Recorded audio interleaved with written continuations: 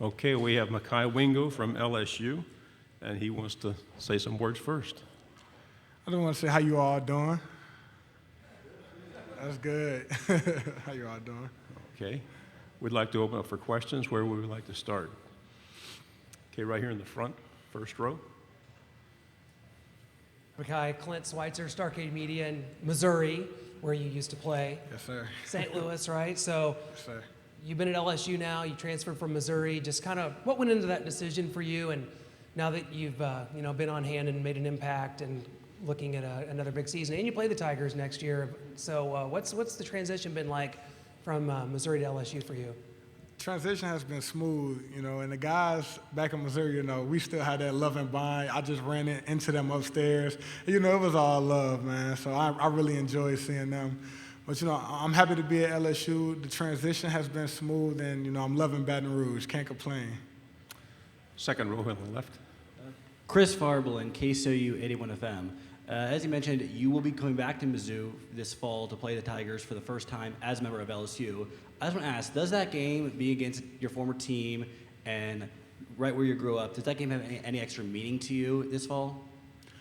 Definitely, I love to come back and play in front of my home crowd, just giving those family members the opportunity to come to a game that, they may not be able to make it down to in Baton Rouge. So I'm definitely going to need a lot of tickets for that game. And it's going to be fun seeing my old teammates and old coaches because I still have that bond and connection with those guys.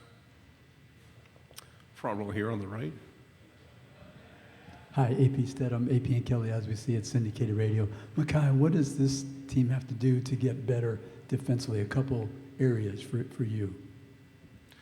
To get better defensively, the team, we just have to really focus in on those small details and come together and watch a little more film together and do things of that nature. Naturally, we've gotten better getting guys in that transfer. We had some great players leave, but, I have full faith in the guys that we've brought into the program. A guy like Jordan Jefferson and Paris Shan and Omar Spates. Those guys have come in, put the work in, and I think they'll be phenomenal for us this year. Second row on the left. Billy Jones, KCOU 88.1 FM, Columbia. I was going to ask, along those lines, you lose the two bookends on your defensive line. I was curious how you think those freshmen that you brought in, obviously Womack and Jackson Howard, and then, of course, the transfers, how you think defensive ends are coming along and how good you think this defensive line can be next year? I think the defensive line can be, really good. Getting a guy like Mason Smith back, a guy that can wreck a game, and Savion Jones, this is his year to step up and, really put his impact on the LSU program. And Deshaun Womack and Jackson Howard, they've come in and been putting the work in. Those guys are working really hard. They're taking the coaching, and they're going to be really good for us this year. On the right, front row. Kyle Henderson, Bama Football on YouTube. Last year you played both Alabama and Georgia. Was there a distinction between the two teams?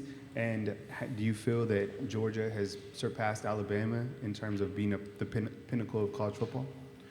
I wouldn't say there was a distinction between the two teams. There was two great offensive lines, two great quarterbacks, and two great coaches on both. Georgia, obviously the defending national champs, so, they have the trophy right now. But both programs are phenomenal, and we'll be looking forward to playing them this year.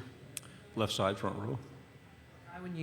When you make the transition from Missouri to LSU, a lot of people talk about the food being one of the big differences. Are you a gumbo guy? Do you have a place in Baton Rouge that you prefer? What's the food been like for you? The food has been phenomenal. This is definitely a place that I haven't had a problem keeping my weight on.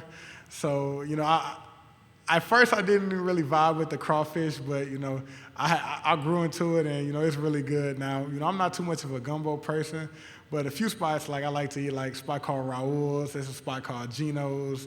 They got some really good food down in Baton Rouge. We'll go on the left side, third row.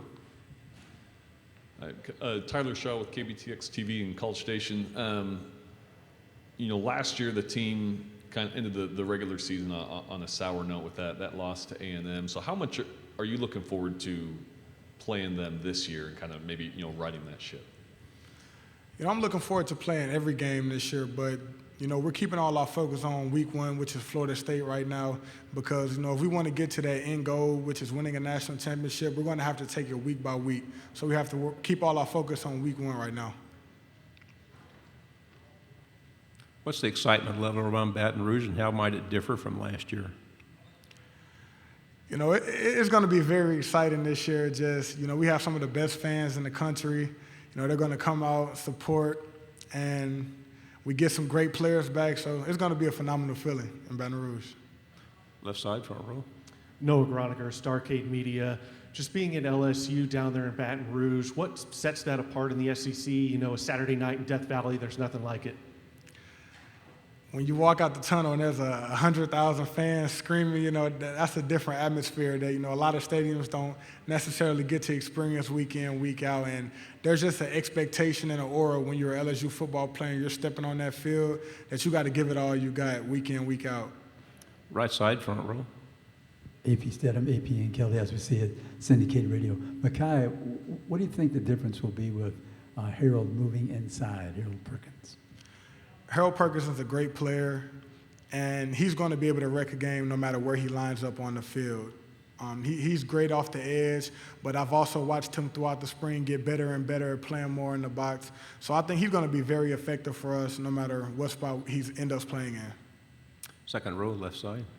Chris Farble in KCOU 81 FM Columbia.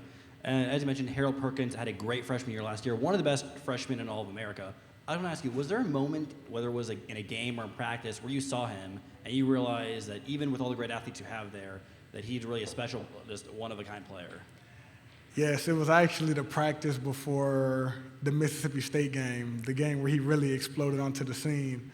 We were doing some pass rush drills, and he came down with the defensive line that day, and just, like, he lined up, and we had never seen nobody on the defensive line just come around the corner and bend like that. And when it happened, we were all surprised, but little did we know he had it the whole time, and he showed it that week. Go on the third row, left side. Just around campus, having women's basketball and baseball and the national championship you guys have brought this year. I mean, how exciting is that as a student athlete? And then, obviously you guys want to finish this year like that as well, football. It's been very exciting with the other teams winning national championships, the women's basketball and the baseball. A guy like me, I'm not even a baseball fan, but I was tuned in to every single LSU baseball game, And we definitely want to experience and get that feeling that those guys are getting on campus and really bring more hype to LSU's campus. Okay, we'll stay on the left side. And then how close do you realistically feel like you guys are? I mean, do you feel like that year one and Brian Kelly really kind of laid a national championship trajectory for this squad? Definitely. The standard we talk about week in, week out is to win a national championship. That is the standard. But everyone has to understand that, it's not just going to take guys ranking us here or us believing in the hype. We're going to have to take it week by week, practice by practice, and truly put in the work to become a national championship team. We have time for one final question, right here in the front. Thank you very much for your time again. I have to keep my questions Bama related, so here comes another Alabama question. Yes, sir. You guys were able to beat Alabama last year in overtime. What do you remember about the emotions following that overtime victory? It was very exciting, to see the crowd rush the field. They had done it the previous week before, but it was nothing like that game. And just to see the excitement, on our quarterback's face and just on the team and the coach's face to get that win. It was a great bonding moment for us, and we're hoping to build on it this year. Mekhi, thank you very much. Appreciate it. Thank you. Appreciate you all.